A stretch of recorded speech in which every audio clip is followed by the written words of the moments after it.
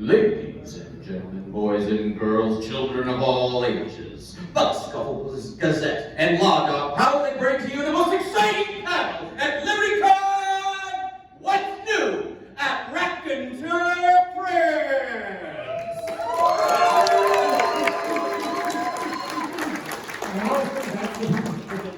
There went the squirrel. All right, folks, welcome to Raconteur Press. Obviously, we have quite a few new people here. I'm very grateful. I'm going to start out with, I'm Ian McMurtry. They call me Law Dog. I'm the CEO of Raconteur Press. We have, y'all just met Mike. Mike Burke's one of my editors. We've got Nick Nethery, another one of my editors. Somewhere, okay, the little bitty thing right there, Lisa, one of my editors, if you get an email that's just, it's from her. Janet's here, Janet Spalding, she's one of my editors. She'll be the developmental editor on the children's books. So when you send us children's books, you're sending us children's books, right? Janet will be the one to look at it. I also saw Laura here somewhere, but Laura's editing the novels and anthos and has done quite a bit already, guys. So you probably already met her, you just didn't know it. And where is he? Right here.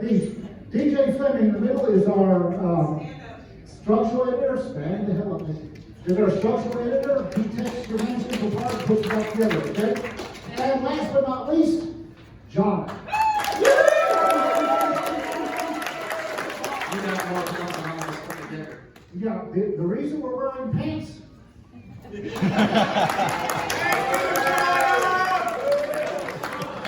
All right, hey, gang, one of the things we wanted to reiterate for this year is, promises made and promises kept. Because last year we made a ton of promises. We promised you 24 anthologies, 24 and 24 was our theme last year. We ended up publishing 26. See? That's over 186 authors, many of you in here, who wouldn't otherwise be published any other place. Yeah, I'm sorry. I thought there was a more talk. All right, so we made promises. People said, you can't do that. I have a spike streak a mile away. We did. We're on the track for, we were going to do 25 and 25. Guess what?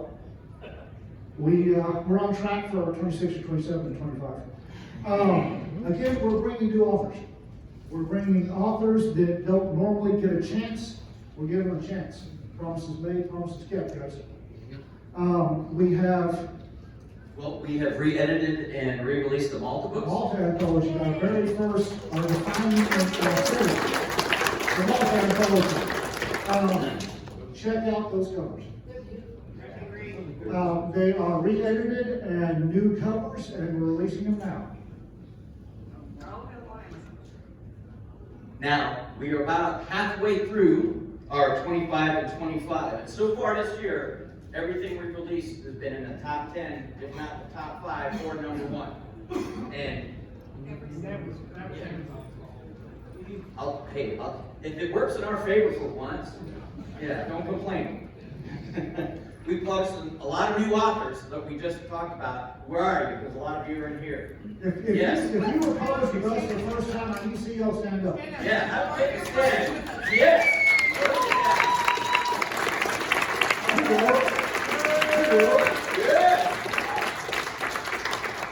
That's over up to today. That's over 230 plus authors, new people that haven't been published in any other publication. I think that's pretty awesome. And because of your work, we've put together that best of 2024 that we've talked about at FenCon, and that was voted on by all your peers. The best of 24. There it is. Top tours 2024.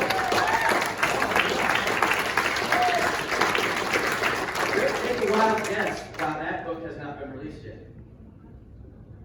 Because Amazon's got issues with things that they think are plagiarism. And we gotta convince Amazon that this is a whole different book and not that we're plagiarizing our other work. Honestly, we're not plagiarizing ourselves, okay? So that book is forthcoming. It's a matter of convincing Amazon that we are what we say we are, and we're doing what we're supposed to. Oh, those are both reviews. Mhm. Yeah, they're all great stuff. Yep. Those are also the authors. No. Yeah. Those are peer, these are peer chosen. Oh, and our editor for this August coming is also our special honored guest for this convention, Ben Yalvo.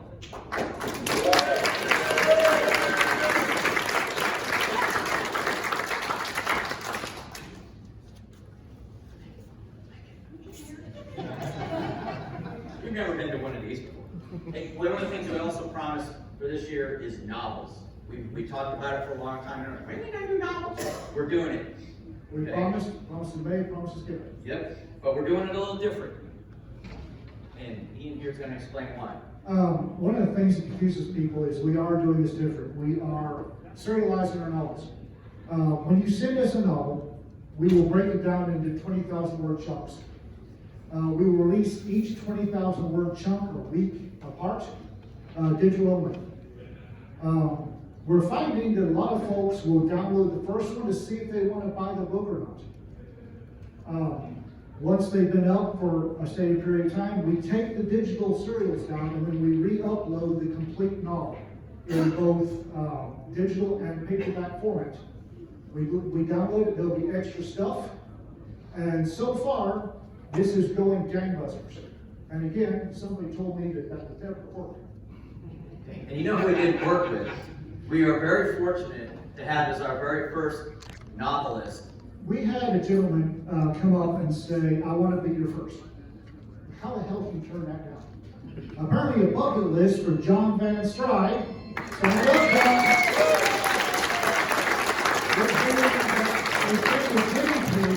So his bucket list item was being the guinea pig for a small press. Now, I was driving out to Town, Texas, because we do dinner there on a regular basis, and I was heading out, and I'm about halfway there, and I get a call from Ian. Where are you? You're in the car, aren't you? Yeah. Okay, I want you to come someplace else first. Why? Well, we want you to be the first. Oh, I'm there. Where we gotta go? Give me directions. I'm on my way. Look at the flowers, John. Look at the flowers. So yeah, to me this is like the biggest honor you can have as an author, is to be first. And when I was sitting down thinking about this, I wasn't sure at first what I was going to write for them, and then I realized, Wolfhounds is going gangbusters, and I wanted to do more in the Wolfhounds universe. So the obvious choice was, yes, to do a book in the Wolfhounds universe, which I was about a third of the way through, and I called Ian and said, it's not going to be a book, it's going to be a trilogy, which apparently I have a record for. Darn. So, Oh, no. this is the first book. They have the second book, which I believe is coming out in September. Yeah. No promises on that one. Yeah. Somebody here has to edit it first. Yeah, where is it? And the third one I haven't started yet. But for me, this is a huge honor to be able to do this. I'm very happy about having been asked and allowed to. Outstanding.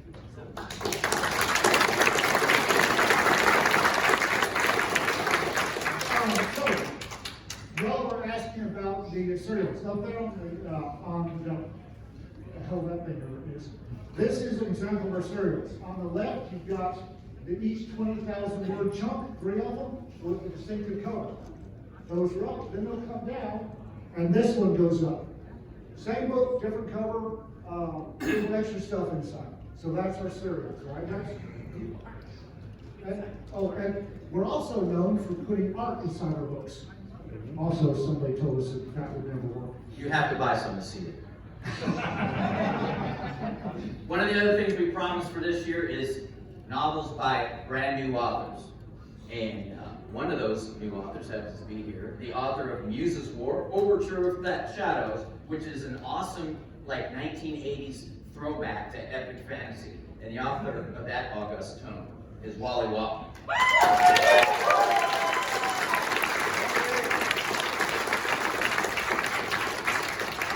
as someone who has been a storyteller his whole life, just in different mediums, and for someone who respects and values what Ian and Raconteur Press are trying to do, it was when I got asked, hey, do you want to do this? And that was in April of 24.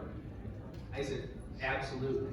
And this story had been, bits of the story have been rolling around in my mind for a long time. Some of it comes from gaming, some of it comes from a couple of other places, but finally sitting down and putting it together, I wanted to tell a story about the role of art in society, the role of art in shaping culture, and how everything is downstream of culture. And if you focus on the right things, good things happen. When you don't focus on the right things, bad things happen. The tagline of the series is, what we illuminate, we become. And Ian, in many ways, is a standard for that. He illuminates the good, the true, and the beautiful around him. He Oh, I got him fooled.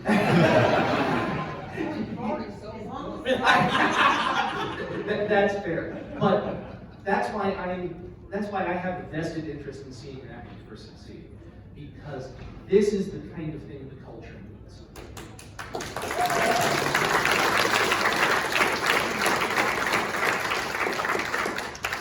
Our second serial novel release was a intergalactic science fictional space operatic. Bad guys getting shot in the face with hand grenades and stuff, right? And that title, that book is A Kiss for Damocles, written by J. Kenton Pierce.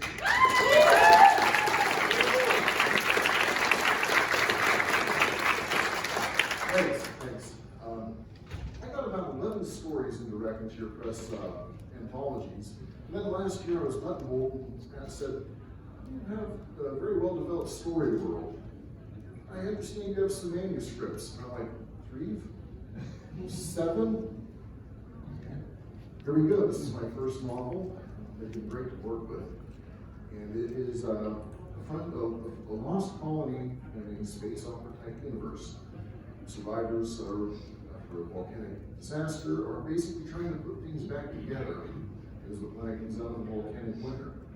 Shy is the main character. She's kind of like Laura Ingalls with a sawed-off shotgun, some grenades, and Joe Pesci for her spirit animal. She's basically going to help. She's going to take care of her people, her family, her homestead, and ultimately finds herself helping put her planet back together and take her place in the stars back. And the full novel is going to release next week. So pre-orders are open now, so go ahead and take a few minutes to get on Amazon or your phone. If everybody in this room buys it right now, yeah. Then we'll go right to number 1. All right. What we're doing at this convention is announcing our 3rd novelization of the year, and that is a story titled Relics of the Fallen, which will be available in July, written by my partner in crime, Nick Netherman.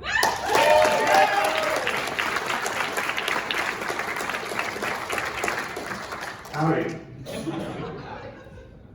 My name's Nick. So this book will be about an Army soldier who's retiring and gets recruited into a special unit to deal with ordnance and artifacts left by, we don't know, aliens, maybe a human civilization that existed in the past. We find out as the main character finds out. So up next month, really hope you'll read it and enjoy it, and thank you. Before a retired service member, my Relics of the Fallen, this July. That's right. He's got 4 kids. Okay, I have a question. How many folks out there are interested in reading fiction and would like to support small presses? All right. So, I have from Raconteur Press a free Scarlet Letter. Would somebody like it? Actually, it's not what's on the cover. That's a code for any. That's cheating from Joe. Hi, guys. Hi, everybody. A lot of people in the room. Everybody in the room gets one of these. everybody in this meeting for Raconteur Press, it's a free ebook. And that's the partnership between Raconteur Press and Raconteur Press. It is not what's on the cover, until as supplies last. It's not the book that's on the cover, the Jump Card ID. That code is good for any ebook on our website, jumpmasterpress.com. There's 260 to choose from. Have fun.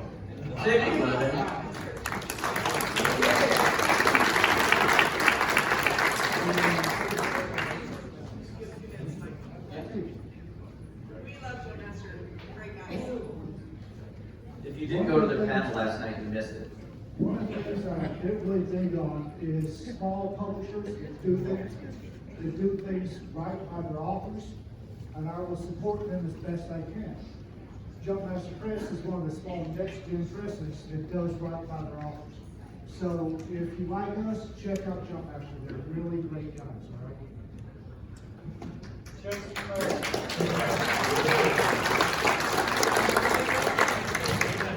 Moving on, one of the other things we promised everybody for this year was we were going to start boys' adventure books. Woo! Because we saw a need and we went for it. And I just mentioned Dick had 4 sons, and we're going to talk to him about his experience looking for reading for his own boy.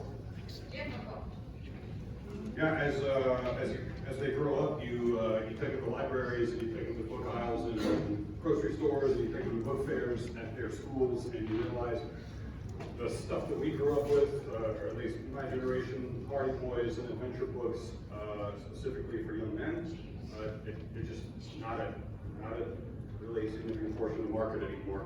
A lot of it is tailored for young ladies, and that's fantastic. I love that we made progress in that area. But what it means is it's hard to find modern books for my boys, right? I'm very excited about this because I feel like I grew as a man and as a person by what I read when I was 10, 12, 15. So I hope that some of these will impart some of that in my young sons. And I'm going to be very grateful for that. Whoever their real father is will probably be really grateful for that. I'm excited about this.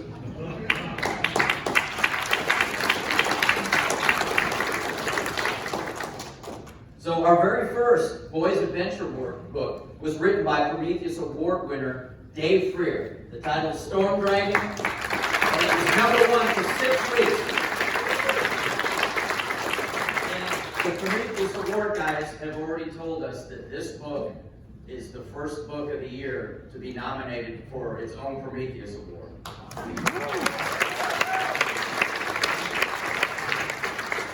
Now, in between some of these boys' adventures, we like to deliver you some fun surprises for maybe your littles. This would include Donna on her phone and not manning the laptop. We also released giant counting robots, which has more to do with your smaller children as they grow up. If they're interested in science, if you want to trick them into doing some math, this is the book for them. And not only does it have great pictures by Cedar that'll interest them and spark their imagination, but we use binary language in the book and printed the ASCII codes so that they can decipher their own messages. That sounds awesome. Who wrote it? If you want to know who wrote it, you gotta buy it. Yes, ma'am, very quickly. My great nephew got it for Christmas last year and read it by the 27th. Nice. The author would be Spearman Burke, who's also our MC for this evening's repast. There, Wally, are you happy? Nobody knows who I am. I'd like to point out that's only the first of the Littles books we're doing. There are several more in the pipeline, and I would really like to give y'all some of the titles, but somebody will kill me. You can take Chris's title. Okay, all right, I want y'all to close your eyes. Velveteen Shaw. Yeah. So there's more to come from that. Embrace the horror. Should author otherwise, so. Our next boys book, however, our next boys adventure is going to come from international best-selling author Christopher Nuttall. The title is Boys Own Starship. And you know what? What we're proud to announce is that book is live right now today.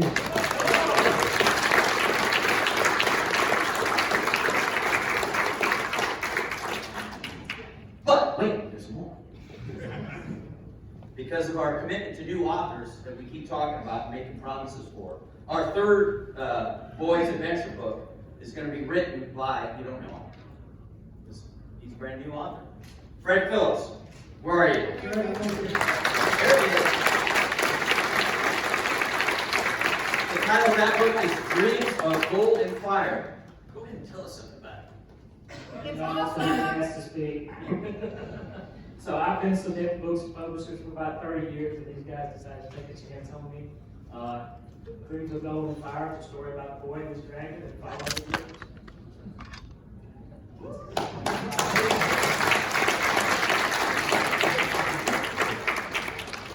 Fred's editor says it was awesome. It So was awesome. It's got goblins, it's got adventure, it's got knights, it's got swords. It's got a dragon, it's got a dragon, a big dragon.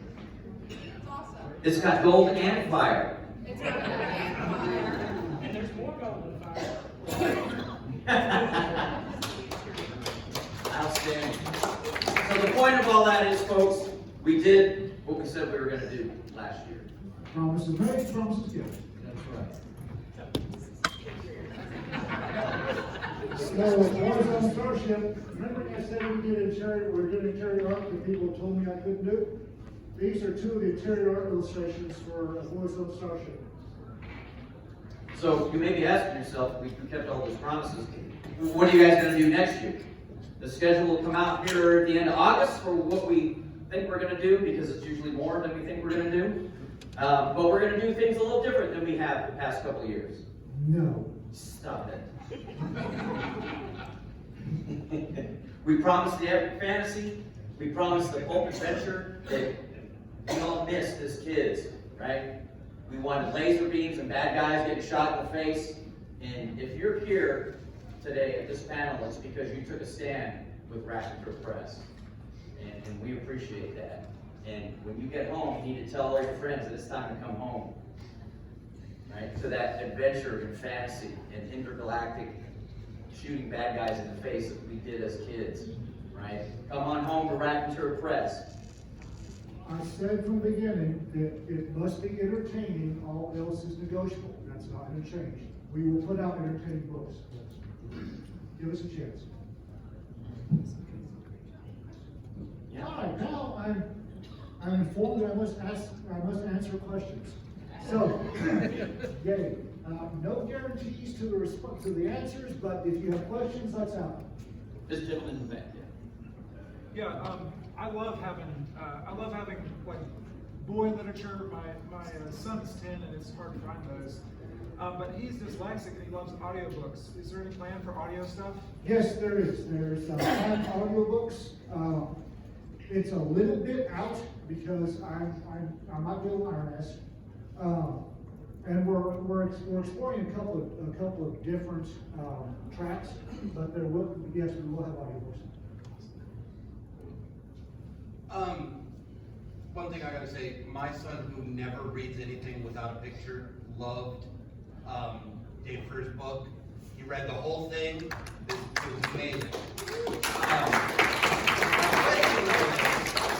In an effort to keep it reading, I went to go look for Heinlein juveniles, and apparently no one is keeping those in print. Have you guys thought maybe of seeing what it would cost to get the rights to do like an illustrated version of Heinlein juveniles? Yes, actually, I thought about it, but I've got to get my press off the ground. Right now, I am feeding my people, I'm paying my people in cheese sandwiches and abuse. And all that's cheese sandwiches. and we're Thank God for the con suite. y'all manage cheese and mayo these days? It's Yes. not real cheese. We have considered it. It's a project we might do in the future. If y'all check out Jumpmaster Press, they have their Black Spine series, and actually they reprint classics. They're great. I'm looking at that and thinking, but right now we have to cause ourselves to make some money because Daddy's gotta eat. But if it makes you feel any better, Dave Freer is contemplating a sequel to Stone Price.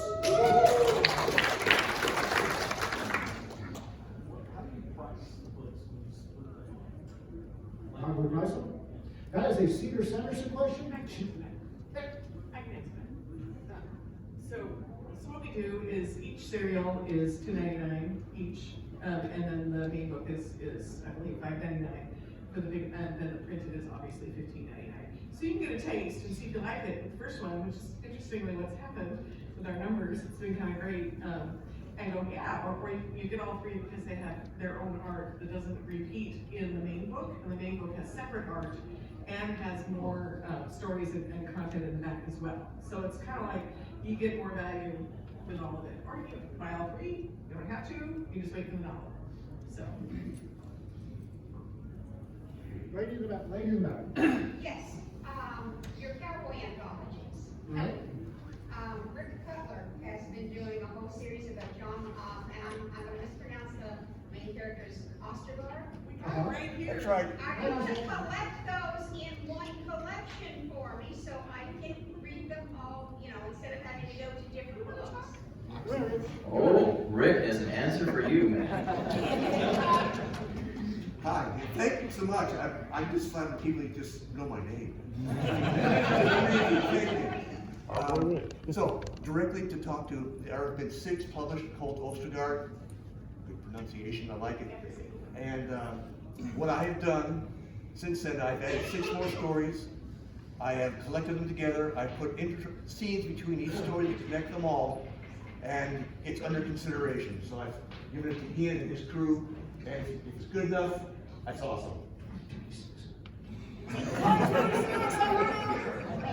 If you didn't hear that, man, it was 2026. Not yet. But keep an eye on our Substack, Raconteur Press Substack, or follow us on Twitter. Put your pen away, my gosh. Yes, sir. My son is 14 years old. He's a very talented writer.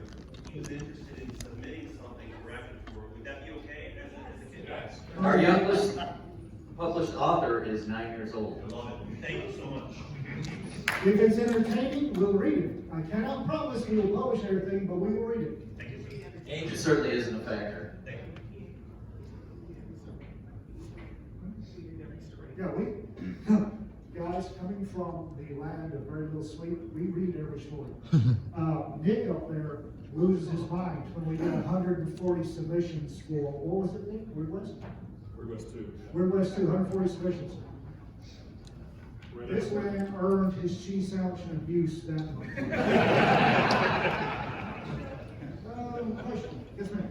Well, I know you're focusing on novels, but you simply need to be published. Yes, for 2026, the current plan, and y'all who don't know me, I will set a plan, but I'm not wedded to it. If things start to oscillate, I will cut this thing a little with quickness. Our current thought for 2026 is 1 novel, 1 boy's adventure, and 1 anthology per month. We're not making a promise on that. We reserve the right to keep our. That is not a promise, that is what we're gonna try. We're having Thunder down middle of July. To figure Yeah. this out. And do you need more coffee? We're moving on to heroin. Is that new flavor from Dean Hard? Hey, we don't need your suggestions. Questions? Okay, this isn't a question, this is a testimony. I have written for several different houses, including Rack Press. Rack Press is where most of my books are. Rack Press has got the most transparent, the most honest, and the most promises kept about paying their offers. You know exactly what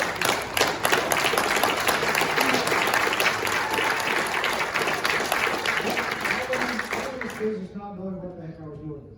I still don't know what I'm doing. I'm doing a lot of throwing spaghetti at the wall and seeing what sticks. But I knew that when I got in it, I didn't like the business and I was going to change it. I'm getting there. I'd like to add to that. I published with Raconteur Press in Space Cowboys 2, so a long time. And I have since moved to Canon Publishing, and I've published 2 books with them. I'm still getting royalties from that short story in Space Cowboys 2 that helped fund my trip here. I'm still getting royalties from Space Cowboy 1. The longevity of how well these anthologies are doing is absolutely outstanding. Well, one of the many things I was told, and have I mentioned I've got a Spike Street in my deal? One of the things I was told was that there was no way we could pay authors for the intellectual property for longer than a year. Being an author myself, I kind of took that personally. It's my intellectual property. I'm going to get paid as long as it's out there. I'm not going to do my authors any different. I was published in Ghost of Malta, very first Very Raconteur first Press one. book, and published in Pinup Noir 2. I'm still making money for this. Every so often, several times a year, I get paid. I've got to.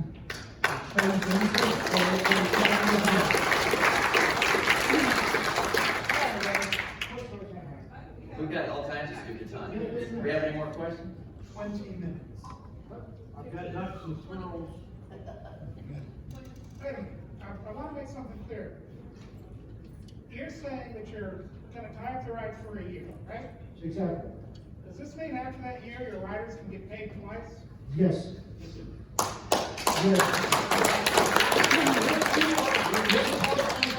If you are in the Raconteur Press anthology, and I really need to emphasize this. We have your rights for a year. Please do not sign a contract with us and then sign a contract to somebody else for the same story. It's happening. We will hang on. Spit nails, that's how you do it, so. We will hang on to your rights for a year. After the year, we expect you to take that story somewhere else and make some more money. But we will continue to pay you as long as we publish that anthology. That's not a joke. When people say, no, they don't, yes, we do that. That actually got me 2 questions to this. Okay, the first one was, so that also works, for example, if an author wants to send in a short story to an anthology and then have it after a year as part of their newsletter for free giveaways and that sort of thing too. Okay. What I suggest you do, my suggestion to all of our writers is, get into 10 of our anthologies. After the last one is out of the rights period, take all 10 of those stories, make your own collection, and get all the money. Confirming what you just said.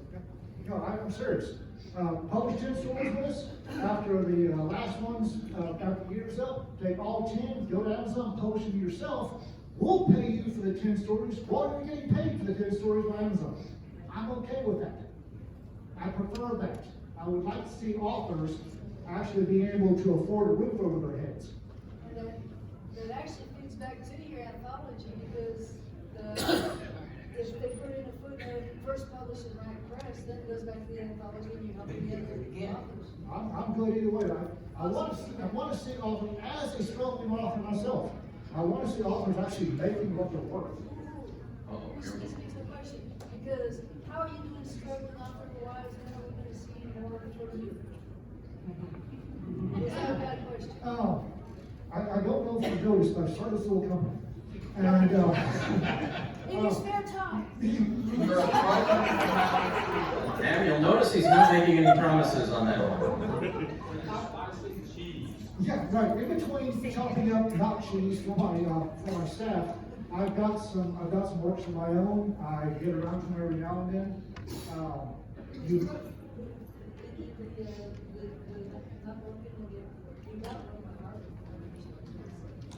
And that was actually the last story I wrote. So, any questions? Come on. All right, lady in front. Where do we find your guidelines and how to get to you? Okay, there we have raconteurpress.substack.com. It's our Substack. On there you will find Open Calls 2025, Open Calls book, Boys Edition. Those will give you your left and right limits.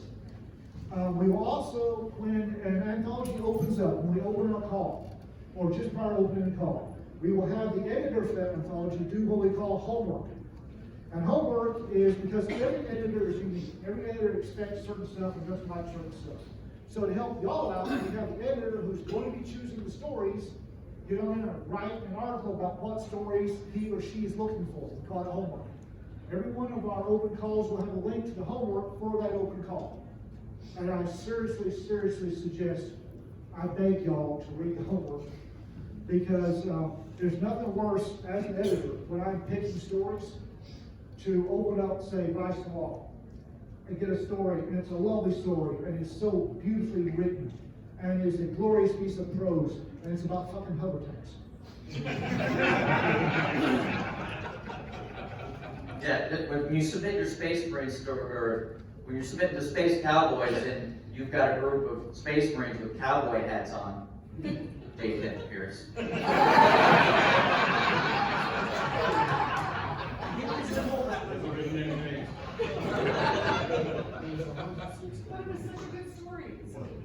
Question? When's the monkey anthology? Never. Never. Get out. Monkeys are the devils of the mix, and that's as far as we'll go. Anyone? Oh, go ahead, sir. Can we use the picture from the anthology if we make our own anthology? The artwork? Negative. You have to, just get a hold of us and we'll talk to Cedar about it. Not offhand, not without asking. Just check with me, just production at Raconteur Press, and we can talk about that. Views from the front on the duck. Can we get an anthology of monkeys being destroyed? Negative. For those very confused folks that are not in on the joke, I grew up in Africa. And monkeys are not good. When I got to the States, one of the first movies I saw was Raiders of the Lost Ark. Children have to be honest. And there's a scene in there where the monkeys go, "Sit down." And I thought, Steven Spielberg gets monkeys. So monkeys. Monkey dies. I have a story about flaming baboons.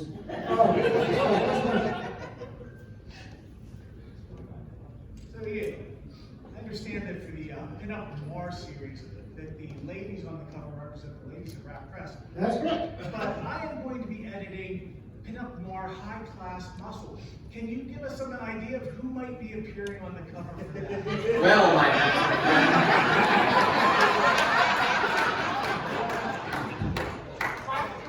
I know why you asked that was Santa Rob, everybody, if you didn't realize it. Next question.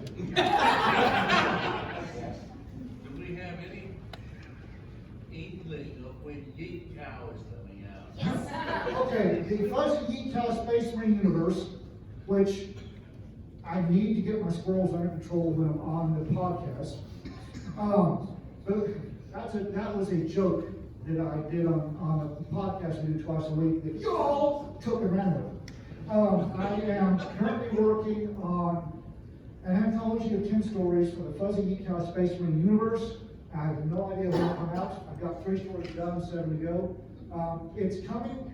It's just, have you noticed I started this little project? With a joke also. There's a novel. It's a ripoff of Red Storm Rising with Bison Space Marines. So, hoorah! Where's the beast? Yes.